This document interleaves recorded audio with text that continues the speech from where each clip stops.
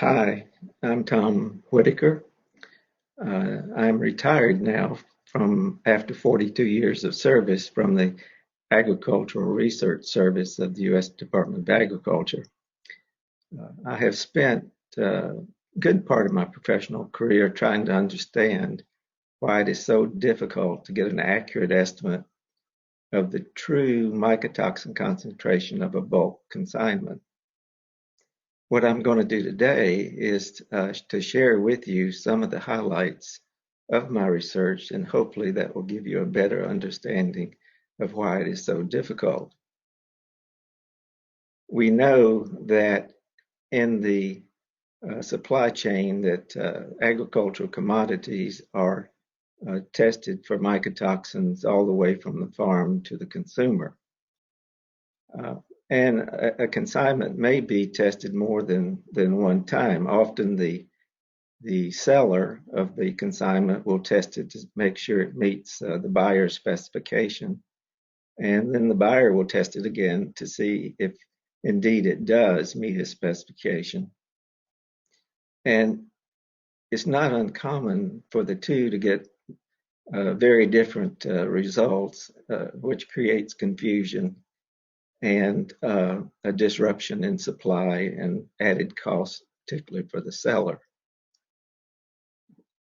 The way that the consignments are tested for mycotoxins is that a small portion of the lot is removed, called a sample, and they measure the mycotoxin level in the sample, and they assume then that what they measure in the sample is the same as what's in the large consignment. If they're working in a regulatory environment, they'll just compare the mycotoxin concentration of the sample to a regulatory limit, and if it's less than the limit, they'll accept the lot, or if it's greater, they'll remove it from the supply chain. That all seems fairly simple, but our research unit supported the efforts of field inspectors in the Agricultural Marketing Service, who had the responsibility for measuring grade and aflatoxin in all domestic peanut lots. And we got a call one day from the field, and they said, we took 3 5-kilogram samples, and we got 2 zeros and 100 parts per billion. What are we doing wrong? And we really didn't know, so we asked a lot of questions, which was focused on the analytical procedure, and really didn't never answer that problem. So we decided we needed to develop a research program where we actually went out and measured the variability among sample test results from, in this case, when measuring aflatoxin in raw shell peanuts. So what we did was find about 30 commercial lots that were contaminated, and we took 10 5-kilogram samples from each lot. And this next slide shows you a typical result where the 10 sample test results from this lot varied from 0 to 69 parts per billion. Our best estimate of what was in the lot is the mean of those 10 numbers, or about 19 parts per billion. So what we found out first, right off the bat, was that these field inspectors probably were doing nothing wrong, that they were just dealing with a great deal of variability among sample test results from the same lot.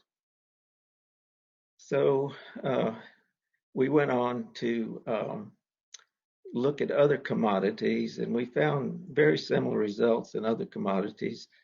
This is an example of 16 10-kilogram samples taken from almonds per billion.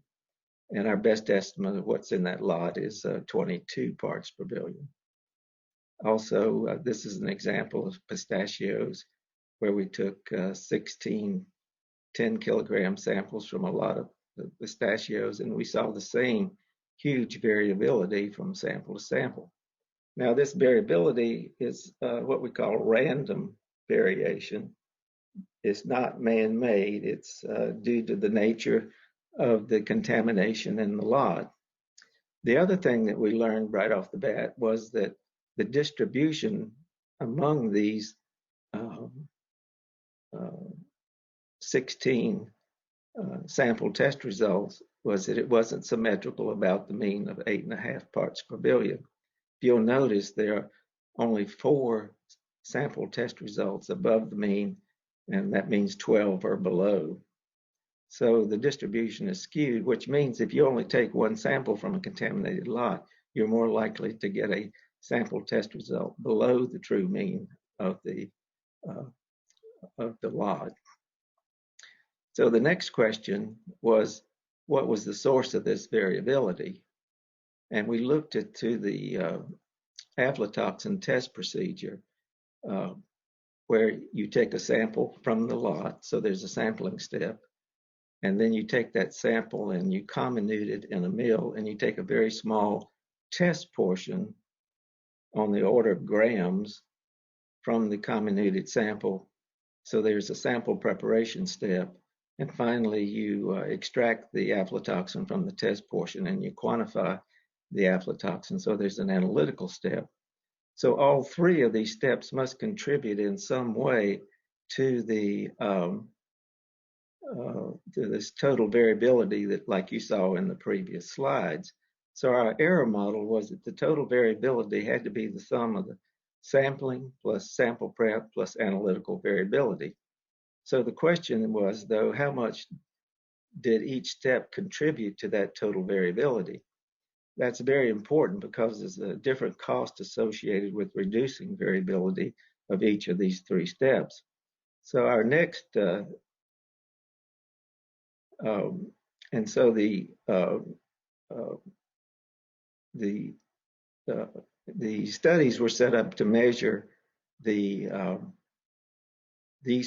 partition the total variability into sampling, sample preparation, and the analytical variability.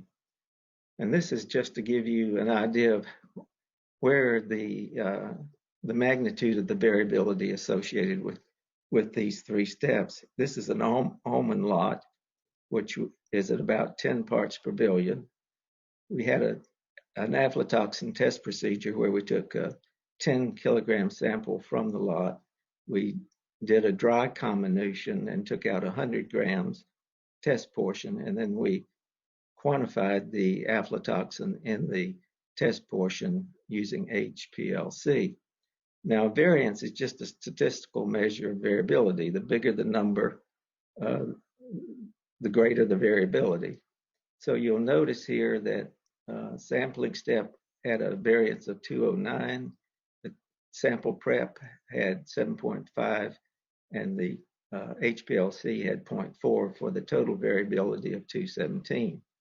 And you'll notice in the last column that the sampling step contributed over 96% of the total error. The sample prep about 3.4, and the analytical very small. So what this told us was when we were early on, when we were asking questions from the field inspectors as to try to determine why they had so much variability, and we remember I said we focused on the analytical procedure. Well, we learned here that we were focusing in the wrong direction. It's actually the sampling step was the greatest contributor to the overall variability. So the question is, why is the sampling step the greatest source of variability? And it comes down to the aflatoxin distribution among the kernels in the consignment. And what we found was that a very small percentage of the kernels are contaminated, maybe less than 0.1%. And the level of contamination on those kernels can vary from very small to very large and extremely wide range in contamination. So intuitively, you can see that if you take a small sample from a consignment, there's a good chance you'll miss the contaminated kernels because so few are contaminated. And yet, if you do in your sample get a contaminated kernel that's extremely high, you can get a sample test result that is extremely high, creating this large variability from sample to sample. Now, one of the assumptions that we made about the magnitude of the variability that I've been showing you is that the sample is representative of the lot. The sample prep, the test portion, is representative of the comminuted sample. And finally, there are no biases associated with the analytical step. So if this is not true, you're only going to add more variability than what we've already seen in those previous slides.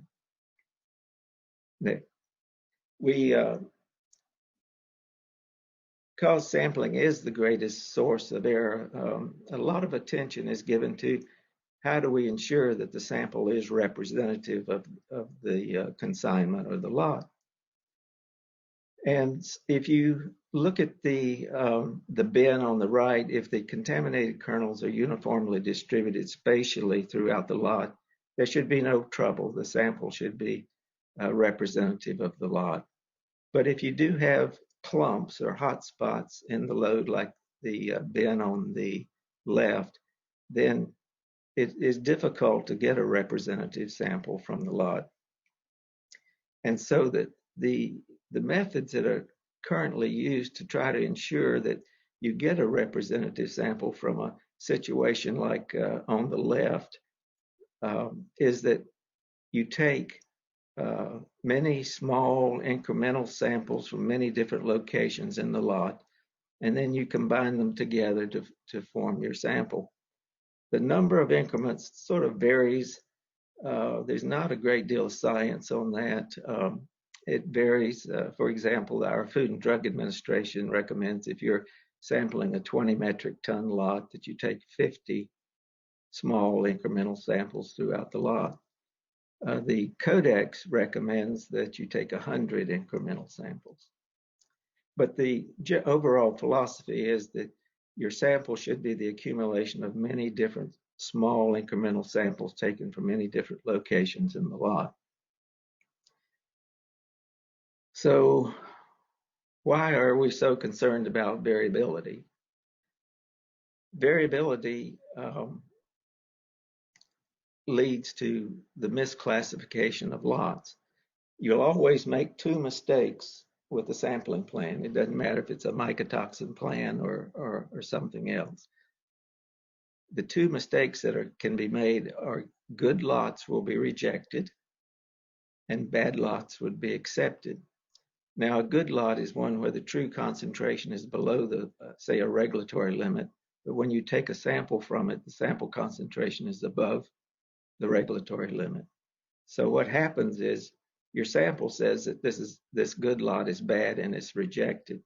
And we call this a seller's risk because he'll pull that lot unnecessarily from the supply chain. A bad lot is one that has a lot concentration above the limit, but yet the sample tests out that with a mycotoxin concentration below the limit, and we call this the buyer's risk, a bad lot accepted, because the buyer will add value to that lot, and it may or may not be caught later as it moves on down this supply chain. So as lots come down the supply chain, say past a sampling point, some of the lots are good and some of the lots are bad. And so four things can happen. A good lot can be accepted, which is a correct decision. But as I said earlier, some good lots will be rejected. And also when bad lots come by the sampling point, some of those bad lots will be rejected by the sampling plan, which is the correct decision. But some of those bad lots will be accepted. So we have worked out methods to calculate the magnitude of the seller's risk and the buyer's risk. And I want to show you an example of the magnitude of the buyer's and seller's risk. I'll go back to our example earlier of the pistachio lot where we took 16 10-kilogram samples from it. And if we have a simple sampling plan that says we'll take one 10-kilogram sample, and if it tests less than 10, we'll accept the lot. And if you count the number of test results that are less than 10, you'll notice that 12 out of 16 are below 10, which means you'll accept the good lot, which is a correct decision 75% of the time. Also, if you look at how many of those sample test results are above 10 or 10 or above, you'll notice that you would reject this lot 4 times out of 16 or 25% of the time. So our our seller's risk, which is the rejection of a good lot, is 4 out of 16 or 25%. So some sellers will say, well, I accepted this lot. There was a 75% chance he would accept it. He sends it on to the buyer. The buyer takes a sample, and there's 25% chance that he will reject it. And the seller says, "Why in the world did you reject it?" And this is the reason why. There's a 25% chance this lot would be rejected. So let's go to our next example, which was an almond lot at 22 parts per billion, and with a limit of 10 parts per billion, this would be considered a bad lot. So how many times would this bad lot be rejected, which is a correct decision? You will count them up and you'll see there's 7 out of 16 of those samples, or about 44% of the time, this lot would be rejected correctly. But you'll notice that 9 out of 16 of those sample test results, or about 56% of the time, you would accept this bad lot. So these risks are always there. They will vary in magnitude depending on the design of the sampling plan and the magnitude of the magnitude of the concentration in the lot. So what this told us was those risks are always there. And it's a matter of trying to know what is the magnitude of these risks. So the next thing I wanted to do was look at this at a supply chain where to determine how many times would we reject lots, both when they're tested at origin and when they're tested at destination. Tested at origin by the seller and tested at destination by the buyer. So I am simulating almonds being sold in the export market to the EU. And this is a flow diagram of that aflatoxin testing system.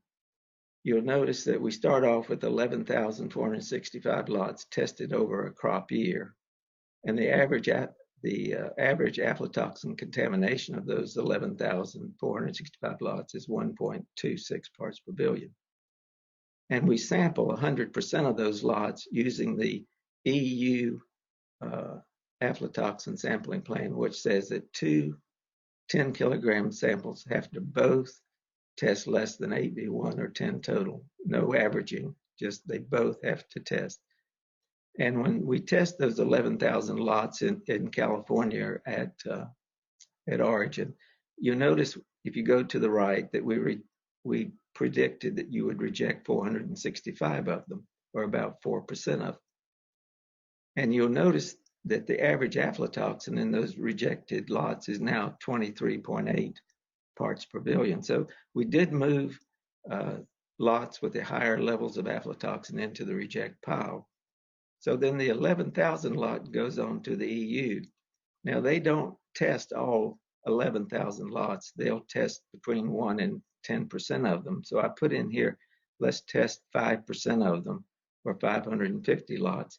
And you'll notice if you go to the right that we rejected 9 of those 550 lots, or about 1.5%. And this is the critical number. The exporter in the U.S. gets concerned when that number gets high. Those, in this case, 9 lots rejected. And also the EU officials and the importers get concerned when that number gets high.